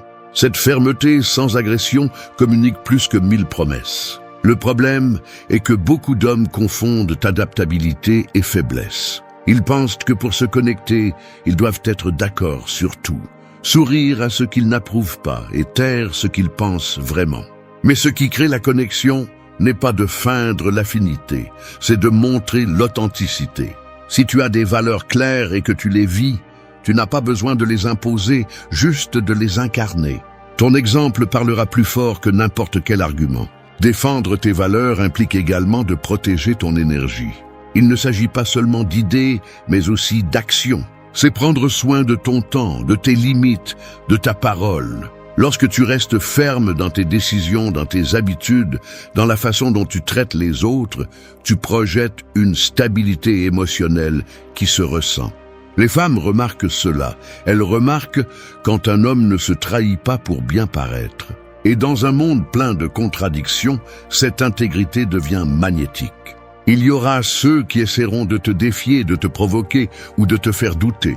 C'est là que ton caractère est mis à l'épreuve. Il ne s'agit pas de discuter, il s'agit de garder son calme. Défends tes principes sans élever la voix, avec la tranquillité de celui qui ne cherche pas à avoir raison, mais à être en paix avec lui-même. Cette sérénité est du pouvoir. Parce que lorsqu'un homme montre qu'il ne se vend pas, ni pour le plaisir, ni pour l'approbation, il gagne quelque chose de plus grand, le respect, l'admiration et la confiance. Défendre tes valeurs ne te rend pas difficile, cela te rend authentique. Cela te distingue de la masse. Et lorsqu'une femme ressent cette cohérence, elle sait qu'elle est face à quelqu'un de réel, quelqu'un qui n'a pas besoin de se déguiser pour être accepté. L'attraction la plus forte ne naît pas du désir, mais de la certitude. Et un homme aux valeurs fermes transmet cette certitude. Il n'est pas le plus bruyant, il est le plus fiable. Il ne cherche pas à briller, il illumine. Alors reste fidèle à toi-même, même lorsque personne ne t'applaudit. Tes valeurs sont ton encre, et si tu apprends à les défendre avec calme et fermeté, tu attireras celui qui vit également avec un but. Parce que celui qui respecte son essence finit entouré de personnes qui respectent la leur. Et cela, plus qu'une connexion, est le début de quelque chose de réel. 6. Réfléchis. Ne juge pas, les gens ne s'ouvrent pas à ceux qui les jugent, ils s'ouvrent à ceux qui les reflètent. Comme un miroir qui ne critique pas l'image qu'il reçoit, il la renvoie simplement avec clarté. Un homme qui apprend à refléter plutôt qu'à juger devient quelqu'un avec qui les gens se sentent en sécurité. Cette sécurité émotionnelle est la base de toute connexion profonde. Car lorsqu'une femme sent qu'elle ne sera pas analysée ni corrigée, elle ose se montrer telle qu'elle est. Réfléchir signifie écouter attentivement, non pas dans l'intention de répondre, mais de comprendre. C'est regarder au-delà des mots et comprendre les émotions qui se cachent derrière. C'est savoir que tout ce que quelqu'un dit ne cherche pas une solution. Parfois, il cherche simplement à être écouté sans interruption. Lorsqu'une femme partage quelque chose d'important et que tu l'écoutes sans essayer de la réparer, ce qu'elle perçoit n'est pas de l'indifférence, mais du respect. Juger, en revanche, est le moyen le plus rapide de fermer une porte. Chaque fois que tu corriges, minimises ou compares ce qu'elle ressent, tu lui envoies le message que son monde intérieur n'est pas valide. Et personne ne peut s'ouvrir à quelqu'un qui invalide ses sentiments. Réfléchir est différent. C'est répondre avec empathie, avec des phrases simples mais puissantes, comme « je comprends pourquoi tu as ressenti cela » ou « cela a dû être difficile ». De tels mots construisent la confiance parce qu'ils ne cherchent pas à être les protagonistes, ils cherchent à se connecter. Être un reflet implique aussi de te connaître. Si tu n'es pas en paix avec tes propres émotions, tu finiras par les projeter sur les autres. Un homme émotionnellement mature ne réagit pas à chaque chose qu'il entend. Il reste calme et observe avant de répondre. Cette retenue, cette sérénité a un pouvoir silencieux. Parce que tandis que d'autres discutent ou corrigent, lui comprend simplement. Et comprendre est un acte d'amour, pas de faiblesse. Lorsque tu reflètes, tu invites l'autre personne à explorer son propre intérieur. Tes réponses, ton langage corporel, ton énergie, lui font sentir qu'elle peut approfondir sans peur. Tu n'es pas là pour la juger, tu es là pour l'accompagner dans sa réflexion. Ce sentiment de liberté émotionnelle est ce qui crée la véritable connexion. Parce que lorsqu'une personne sent qu'elle peut parler avec toi sans avoir à porter un masque, elle reste. Réfléchir, c'est aussi apprendre à ne pas tout prendre personnellement. Parfois, les gens parlent de leur douleur, pas de leur intention. Savoir faire la différence montre la maturité. Lorsque tu écoutes sans réagir, sans te défendre, tu projettes le self-control. Ce calme transforme la conversation, change l'atmosphère et génère du respect. Les femmes le remarquent. Tu ne le dis pas, mais tu le transmets. L'homme qui reflète devient un espace sûr. Sa présence communique la paix, son silence contient, son regard invite. Il n'a pas besoin d'avoir toutes les réponses, car sa valeur n'est pas dans la résolution, mais dans le soutien. Et lorsqu'il y parvient, sa compagnie devient addictive. Non pas pour ce qu'il offre, mais pour ce qu'il provoque. Tranquillité, confiance, compréhension. Alors, au lieu de corriger, comprends. Au lieu de donner ton avis immédiatement, écoute. Au lieu de réagir, observe. Réfléchir ne signifie pas se taire. Cela signifie répondre avec empathie, pas avec jugement. Cette compétence te transforme en quelqu'un qui ne fait pas que converser, mais qui se connecte. Et lorsque tu apprends à refléter sans juger, tu découvres que la véritable communication ne se fait pas avec des mots, mais avec le sentiment que tu laisses lorsque l'autre se sent vu, compris et respecté. 7. Parle depuis la croissance. Les mots peuvent être des graines ou des couteaux, selon l'intention avec laquelle ils sont utilisés. Un homme qui a appris à grandir émotionnellement ne parle pas pour démontrer sa puissance, mais pour partager sa sagesse. Son ton ne cherche pas à s'imposer, il cherche à élever. Parler depuis la croissance signifie que chaque mot que tu prononces naît de tes expériences, pas de tes blessures. C'est parler avec maturité, avec calme, et avec la clarté de celui qui a déjà compris que la communication n'est pas une question de victoire, mais de connexion. Un homme qui parle depuis la croissance n'utilise pas ses histoires pour se vanter, mais pour enseigner. Il n'a pas besoin de cacher son passé, car il l'a transformé en apprentissage. Chaque chute lui a donné une perspective, chaque erreur lui a appris à voir avec empathie. C'est pourquoi quand il parle, on sent la vérité. Ces mots ont du poids parce qu'ils naissent de l'expérience, pas de la théorie. Et cela crée un impact immédiat. Une femme peut oublier tes gestes, mais elle n'oublie jamais la sensation d'avoir été comprise par quelqu'un qui a déjà parcouru ce même terrain. Parler depuis la croissance implique aussi de contrôler son ego. Il ne s'agit pas d'avoir raison, mais d'apporter de la valeur. C'est éviter de transformer une conversation en compétition. Beaucoup d'hommes essaient d'impressionner en montrant tout ce qu'ils savent, mais ils oublient que ce qui est vraiment attirant n'est pas la quantité de mots, mais la qualité des réflexions. La maturité se remarque quand tu sais te taire pour écouter. Et quand tu parles, tu le fais depuis l'équilibre, pas depuis la réaction. Quand tu partages depuis la croissance, tes mots inspirent sans avoir besoin de convaincre. Tu parles depuis le calme, depuis la certitude d'avoir surmonté ce que d'autres sont encore en train de comprendre. Cette énergie transmet de la stabilité. Et la stabilité émotionnelle est l'une des formes d'attraction les plus fortes. Les femmes le perçoivent instantanément. Pas pour ce que tu dis, mais pour la façon dont tu le dis. Ton langage corporel, ton rythme, ton ton, tout communique. Parler depuis la croissance, c'est aussi savoir quand ne pas parler. Parfois, le silence est la réponse la plus sage. Non pas parce que tu n'as rien à dire, mais parce que tu comprends que toutes les batailles n'ont pas besoin de mots. Un homme en croissance ne réagit pas au chaos. Il l'observe, le comprend et agit ensuite avec précision. Sa voix ne cherche pas le bruit, elle cherche la direction. Cette sérénité captive plus que n'importe quel discours. Quand tu parles, fais-le avec un but. Utilise tes histoires pour construire, pas pour impressionner. Parle de tes apprentissages sans glorifier la douleur. Partage ce qui t'a transformé, pas ce qui t'a brisé. Montre que tu as appris à lâcher prise, à pardonner, à avancer. Parce que celui qui parle depuis la croissance montre qu'il n'a pas seulement vécu, mais qu'il a évolué. Cette façon de communiquer te transforme en un miroir où d'autres peuvent se voir refléter. Tu inspires sans effort. Tu motives sans donner de conseils. Tu te connectes sans chercher l'approbation. Parce que les mots qui naissent de la croissance ne cherchent pas à briller, ils cherchent à guérir. Et quand une femme perçoit cela en toi, elle comprend qu'elle est face à un homme différent, quelqu'un qui sait non seulement parler, mais aussi enseigner par sa façon d'être. Parler depuis la croissance est une forme de leadership émotionnel. C'est la preuve que tu as appris à maîtriser ton esprit et ton cœur. Et quand tu atteins ce point, tes mots ne conquièrent plus par le son, ils conquièrent par le sens. Parce que celui qui parle depuis l'évolution ne cherche pas l'attention, il transmet la direction. Et c'est cette voix qui laisse une trace dans n'importe quel cœur. 8. Pratique la présence. Dans un monde où tout le monde veut être entendu, peu savent vraiment écouter.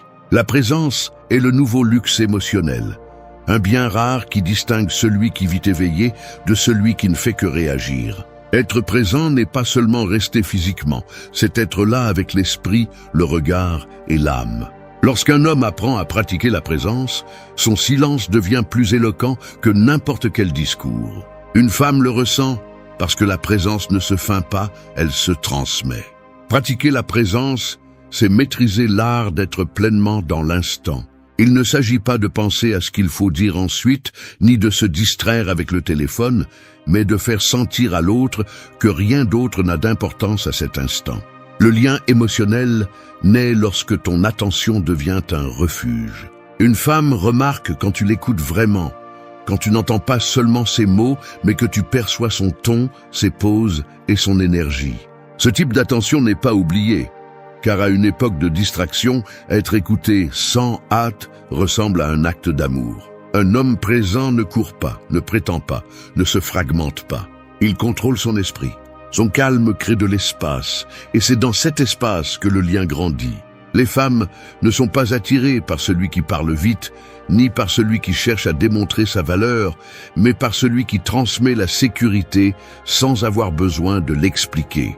La présence est un pouvoir silencieux, c'est la maîtrise interne, c'est la capacité de rester centré même lorsque le monde crie.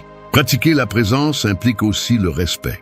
C'est regarder dans les yeux quand tu parles, non pas comme un geste mécanique, mais comme une forme de reconnaissance. C'est éviter les distractions, non pas parce que c'est une règle, mais parce que tu comprends que chaque moment partagé a de la valeur.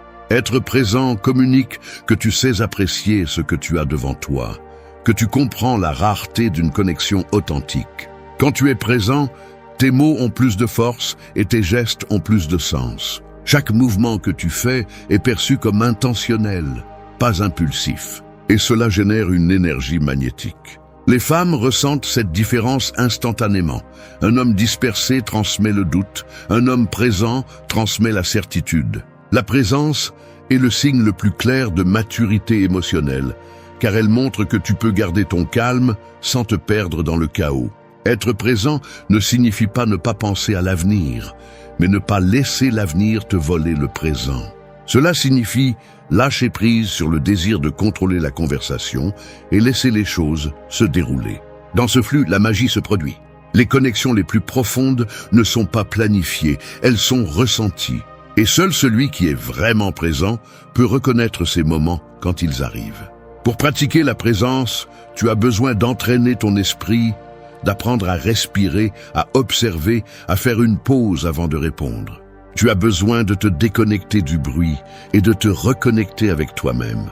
Parce que la présence ne vient pas de l'effort, elle vient de la paix intérieure. Si ton esprit est calme, ton énergie le sera aussi. Et lorsque cette énergie est projetée, elle devient une invitation silencieuse qui dit « Je suis ici, avec toi, et je n'ai besoin de rien d'autre ». Un homme qui maîtrise la présence ne cherche pas à contrôler la conversation, il la guide avec son attention. Sa simple façon d'être transforme l'atmosphère, et celui qui est en face de lui le perçoit. La présence crée la confiance, et la confiance génère l'ouverture. Et quand tu y arrives, tu n'as plus besoin de stratégie, car la connexion se fait d'elle-même. Être présent est la conclusion parfaite de tout. Il ne s'agit pas de parler plus, mais d'être plus. Parce que dans un monde qui court, l'homme qui sait rester devient inoubliable. 9. Avance sans craindre de faire des erreurs. Marcher avec peur de trébucher est la façon la plus sûre de ne pas avancer. Les hommes qui laissent une empreinte ne sont pas ceux qui ne se trompent jamais. mais ceux qui apprennent à bouger même avec le risque de tomber. Vivre avec un but ne signifie pas le faire parfaitement, mais le faire avec courage. Avancer sans craindre de faire des erreurs est une leçon de maturité, car elle montre que tu préfères vivre avec des cicatrices plutôt qu'avec des regrets. Beaucoup d'hommes se paralysent en attendant le moment idéal, le mot parfait ou l'opportunité sans risque. Mais ce moment n'existe pas. La perfection est une excuse élégante pour ne pas agir. La vie ne récompense pas ceux qui attendent, mais ceux qui osent. Chaque pas, même celui qui te fait trébucher, t'apprend quelque chose qu'aucun succès superficiel ne pourrait offrir. Une erreur bien exploitée devient de la sagesse, et la sagesse est ce qui te rend attirant, solide et réel. Quand un homme apprend à bouger avec assurance malgré la peur, il transmet quelque chose qui ne peut pas être feint, la confiance. Non pas la confiance vide de celui qui se vante, mais le calme de celui qui a déjà affronté le chaos et a survécu. Cette énergie attire, car elle montre que tu ne dépends pas du résultat, mais de ton processus. Et ce type de confiance ne s'apprend pas en lisant, il se gagne en agissant. La peur de l'échec est une prison invisible. Elle te fait parler avec prudence, ressentir avec des limites et vivre à moitié. Mais quand tu comprends que l'erreur ne détruit pas ta valeur, mais la façonne, tu te libères. Chaque conversation, chaque tentative, chaque échec devient un pas de plus vers ta version la plus consciente. Les femmes perçoivent cela. Elles ne cherchent pas la perfection, elles cherchent l'authenticité. Un homme qui peut rire de ses erreurs, les analyser et continuer à avancer, projette de la maturité. Avancer sans peur signifie aussi arrêter de te punir pour ce qui n'a pas bien fonctionné. Il n'y a pas de croissance sans friction. Il n'y a pas d'évolution sans erreur. Celui qui craint de se tromper vit en répétition, mais celui qui accepte le risque vit en expansion. Si tu oses agir sans attendre de garantie, ta présence change, ton regard devient plus ferme et tes mots plus sûrs. Parce que tu ne parles plus depuis l'insécurité, tu parles depuis l'expérience. Apprendre à avancer sans peur, c'est aussi apprendre à te pardonner. Tu ne peux rien construire de nouveau si tu es ancré dans la culpabilité du passé. Ce que tu as fait, dit ou non dit, ne te définit plus, cela t'a formé. Chaque faux pas t'a préparé à reconnaître ce que tu comprends maintenant. C'est ça la croissance. Et un homme qui grandit sans le nier inspire le respect, car il montre qu'il n'a pas besoin de se justifier pour avoir de la valeur. Dans la connexion émotionnelle, ce principe est clé. Quand tu te permets d'être imparfait, tu permets à l'autre personne de l'être aussi. Et dans cet espace d'acceptation mutuelle naît la véritable intimité. Parce que l'amour réel ne naît pas de la perfection, mais de la compréhension. L'homme qui ne craint pas de se tromper devient libre, et cette liberté se ressent. N'attends pas d'avoir tout sous contrôle. Ne mesure pas tes mots par peur de paraître vulnérable. Avance avec intention, avec présence, avec l'humilité de celui qui sait que chaque erreur peut se transformer en un pas de plus vers la grandeur. Au final, ce n'est pas l'homme qui ne fait jamais d'erreur qui laisse une empreinte, mais celui qui n'arrête jamais d'avancer. Et celui qui avance, même avec peur, devient inévitablement quelqu'un d'impossible à oublier.